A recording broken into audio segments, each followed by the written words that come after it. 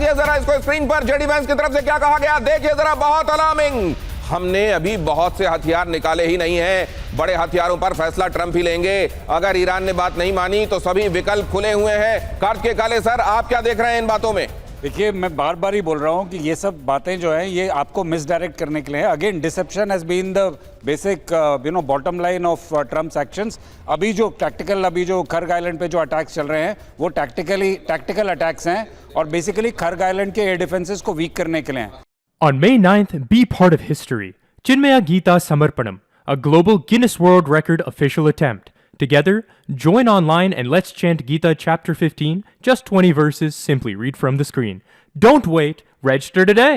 अब उसके आगे जो एक्शन होना है वो किस तरफ होना है? देखिए, उनके पास 3-4 ऑप्शंस हैं। 3-4 ऑप्शन जो है वो कन्वेंशनल ऑप्शंस हैं।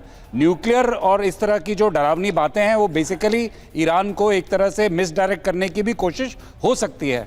और इस समय जो टैक्टिकल एक्शंस ट्रंप के पास हैं वो पॉसिबल हैं, यानी या तो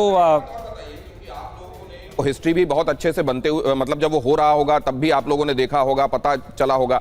क्या इस तरह की चीजें, जब खास तौर से न्यूक्लियर के बारे में, क्या जापान को अलर्ट किया गया था? क्या ये बताया गया था कि ये आपके साथ होने वाला है? तो यहां पर ये कहा जा रहा है, जो इशारे दिए जा रहे हैं शुभदा चौधरी जी, ये फिर क्यों किया जा रहा है? मतलब इसका यह है कि दबाव डालने की नियत ज्यादा है। आपको पता है टैको का मतलब क्या होता है अमेरिका में?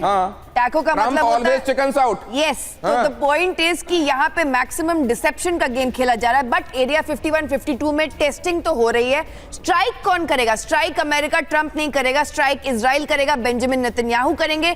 दिमोना और शिमोन पेरेस रिसर्च सेंटर, जहां पे मैक्सिमम न्यूक्लियर वॉरहेड्स जिनको कैपेसिटी है, इजराइल करेगा। और इजराइल ने, नेतन्याहू ने संडे को कॉल किया था ट्रंप को ये बोलते हुए कि सीज फायर नहीं होने चाहिए। और आज की ये बात है कि तेहरान में जो जूइश साइनागोग है, ईरान में 20,000 जूस भी रहते हैं, तेहरान में जो जूइश साइनागोग है उसको बॉम्बार्ड कर दिया यूएस और इजराइल ने फ्रेंडली फायर में।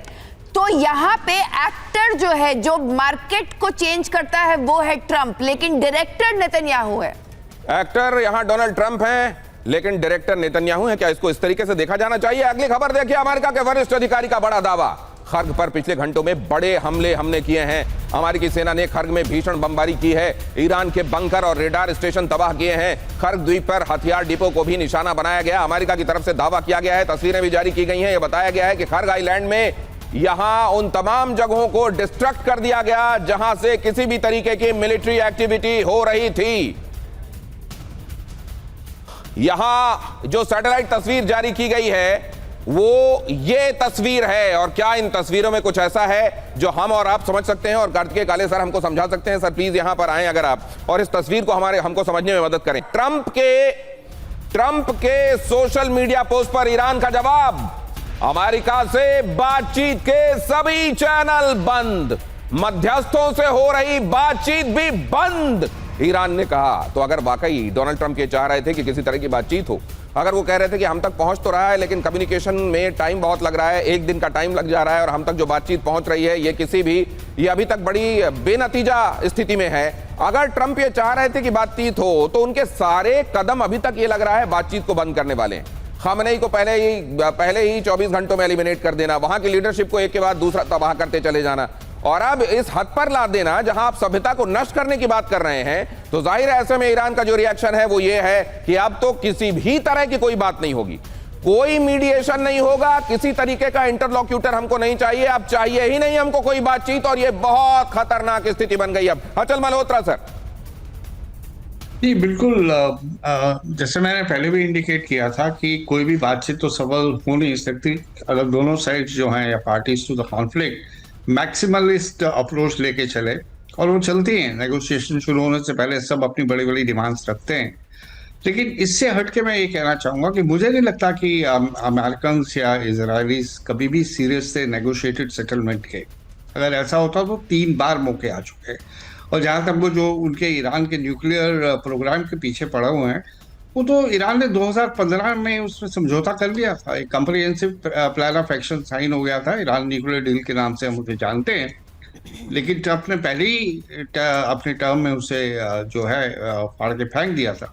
तो मुझे नहीं लगता वो किसी भी तरह की बातचीत या मध्यस्थता या इसमें कोई उनका इरादा है। उनके एंड गोल्स और एंड ऑब्जेक्टिव्स बहुत क्लियर हैं। इजराइल डेफिनेटली वांट्स ईरान को पूरी तरह से डेसिमेट कर दिया जाए। अमेरिका पहली बार अमेरिकन प्रेसिडेंट है जो इजराइल के साथ उनके परसुएट करने से इस वॉर में आ गए हैं। मौका मिले उनकी फर्स्ट प्रेफरेंस ये रहेगी कि किसी तरह इससे बाहर निकल जाए, लेकिन साथ में ये कि मैं जीत के निकला हूं यहाँ से बाहर, क्योंकि उनकी जो उनका वीक पॉइंट आज की तारीख में, जैसे मैंने पहले भी मेंशन किया, वो है मिड टर्म इलेक्शन। लेकिन ईरान के प्राइम मिनिस्टर ने एक अपने इंटरव्यू में साफ कहा था, अमेरिका का कुछ भी हो ऑब्जेक्टिव, हमारा ऑब्जेक्टिव जो है ईरान को पूरी तरह से खत्म करने का। तो यहाँ ये कभी कभी अमेरिका और इजराइल जो है गुड कॉप बैड कॉप की गेम भी खेल देते हैं। ठीक है, आपको ट्रम्प लगेगा कि शायद बातचीत करने के उसमें है जी। और सबसे बड़ी बात यह है कि ईरान और अमेरिका के बीच में अगर कोई समझौता होता भी है तो कोई गारंटी नहीं है कि इसको इंडोर्समेंट होगी पूरी इजराइल की। ये बहुत बड़ी बात आप कह रहे हैं सर, ये बहुत बड़ी बात कह रहे हैं। मैं अपने दर्शकों के लिए दोहरा देता हूं, वो लोग जो ये सोचते हैं कि कोई समाधान शायद अमेरिका और ईरान की बातचीत में निकल सकता है, अमेरिका और ईरान के बीच में बातचीत हो सकता है, कुछ मुद्दों पर समझौता हो जाए, लेकिन वो इजराइल को भी मंजूर होगा ये जरूरी नहीं। अचल मल्होत्रा सर बहुत बड़ी बात कह रहे हैं। इसका मतलब ये कि जो लोग समझते हैं बातचीत से यहां समाधान निकल जाएगा, जरूरी नहीं है वो बातचीत इजराइल को भी मंजूर हो। जरा देखिए ट्रंप की धमकी के बाद अगली खबर, आग बबूला हुआ ईरान का यूएई और कुवैत में जबरदस्त पलटवार। यूएस इजराइल बेस पर ईरान का हमला, डिमोना में पेट्रोकेमिकल फैसिलिटी पर हमला। मत भूलिए डिमोना में ही इजराइल के न्यूक्लियर हथियार भी रखे गए हैं, ऐसा कहा जाता है। ईरान ने ड्रोन अटैक का वीडियो किया जारी, तो यहां पेट्रोकेमिकल फैसिलिटी पर हमला किया गया। अरब में कई जगहों पर निशाना बनाया जा रहा है। इस घटना के बाद, स्टेटमेंट के बाद ईरान आग बबूला दिखाई दे रहा है। ईरान ने कहा आपको अब बातचीत किसी भी सूरत की नहीं होगी, किसी भी तरह से नहीं होगी। ईरान बेहद गुस्से में। अब ये कहीं ऐसा तो नहीं कि जानबूझकर ईरान की तरफ से और ज्यादा फ्यूरी को ट्रंप ने इनवाइट कर लिया है। ये कहीं बहुत बड़ी रणनीतिक भूल तो साबित नहीं होने वाली, या अब इसी के बाद वो बात जो ट्रंप कह रहे थे वो डर दुनिया का सच साबित हो सकता है, जहां वो एक पूरी की पूरी सभ्यता के मिटने की बात कह रहे थे। सर ये तो अगर ईरान और एग्रेसिव हो जाता है तो ट्रंप को चाहे अनचाहे भी कुछ ऐसा करके दिखाना पड़ेगा जो उन्होंने अपने इस ट्रुथ सोशल में, इस पोस्ट में कहा है। कार्तिकेय काले सर, देखिए दिनेश जी, मुझे लगता है बिल्कुल कि ट्रंप एक बिल्कुल सदी हुई चाल की तरह से चल रहे हैं, और जितने प्रोवोकेटिव स्टेटमेंट्स वो दे रहे हैं बेसिकली ईरान को मिसडायरेक्ट करने के लिए है। अभी उनका एक बहुत ही सक्सेसफुल CSR ऑपरेशन हुआ है, सबको पता है, जिसमें उन्होंने एक्चुअली अपनी ग्राउंड फोर्सेस उतार दी और एक तरह से दिखा दिया कि अगर वो चाहें तो एक एरिया को डोमिनेट कर सकते हैं और अपना जो ऑब्जेक्टिव है वो अचीव कर सकते हैं। अभी आप देखिए कि रेलवे लाइंस और रोड्स पे इंटरडिक्शन यानी ब्रिजेस तोड़ने का मतलब क्या है? बेसिकली मतलब यह है कि ट्रूप मूवमेंट, देखिए आप बार ही हम इसको ना मोज़ेक पैटर्न वाली जो हम सिचुएशन देख रहे हैं। मेरा डर अभी कुछ और है सर। क्या डिमोना में ये हमला, वो पेट्रोकेमिकल साइट पर इन्होंने बेशक हमला किया है, क्या वो आपको भी अंदेशे में डाल रहा है? क्योंकि ये तो शेमन पेरेज न्यूक्लियर रिसर्च सेंटर, ये यहां पर अगर शुभदा चौधरी जी, ये अंदेशा नहीं है क्या? शुभदा जी, अंदेशा है क्या आपको? देखिए 1973 में जो इजराइल के डिफेंस मिनिस्टर थे मोशे दयान, वो एकदम इतने करीब थे न्यूक्लियर वेपन, जिसको सोलोमन डॉक्ट्रिन बोलते हैं इजराइल में, उसको यूज करने के लिए। तो इजराइल पे बिल्कुल भरोसा नहीं है। दूसरी चीज है, लेकिन इजराइल में अभी भी बहुत सारे प्रोटेस्टर्स हैं, मैं नाम गिन सकती हूं, जो एंटी ईरान वॉर प्रोटेस्ट कर रहे हैं, और बेन गवीर की पुलिस उनको अरेस्ट कर रही है इलीगली। जहां तक बात रही, ये पूरा का पूरा सिर्फ और सिर्फ नेतन्याहू का गेम है, बेन गवीर का गेम है, स्मोट्रिच का गेम है और इजराइल काट्स का गेम है। बाकी इसमें इजरायली सिविलियंस का कोई रोल नहीं है। जहां तक बात रही कि क्या वो ईरान और इजराइल में 1600 किलोमीटर का डिफरेंस है, दूरी है। एक सेकंड आपको रोक रहा हूं, ये आपने जो बात कही है बहुत बड़ी बात कही है। मैं मनीष झा के पास भी जाना चाहता हूं। मनीष झा, आपको ग्राउंड में ये दिखाई दे रहा है क्या वहां जिसका जिक्र शुभदा कर रही है?